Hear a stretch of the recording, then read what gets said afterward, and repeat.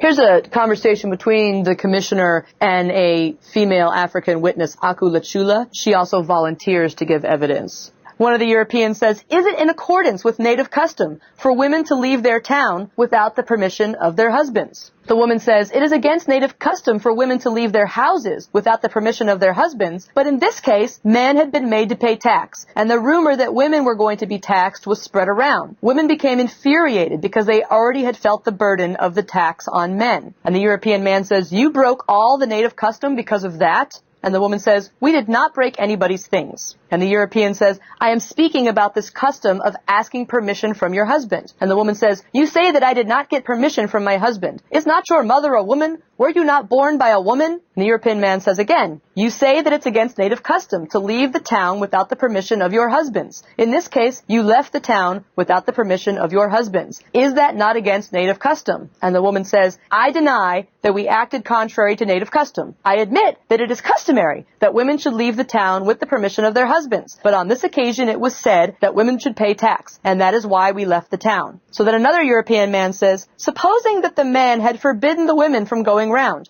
what would have happened?" And the woman says, "We acted according to our own consciences, because if one woman is taxed, other women also will be taxed." And the man says again, "But I said that if the men had forbidden the women from going round, what would have happened then?" And the woman says, "There is no law made by men that women should not move about. The matter did not concern men." So there are two things going on with this testimony. The first thing is this whole idea about taxation. Europeans had the idea when they brought taxation into Africa that Africans should learn to pay their own way. They should pay their expenses, that it was morally right that they should be taxed so that that money could be used ostensibly to provide services to them and so that they weren't getting a perceived free ride under colonialism. The other thing that comes up here is that the European men who are involved in this case seem to be convinced that African men were behind the women's war, that it must have been men in some way who instigated this. They almost could not conceive that African women could have done this by themselves, not only perhaps because they weren't capable of it, but also because they believed that African women were extremely oppressed, living in a very patriarchal society, nothing more than beasts of burden. And so the idea that they had as much freedom to move around as they did came as a bit of a shock to the European officials. They tried to get the women to admit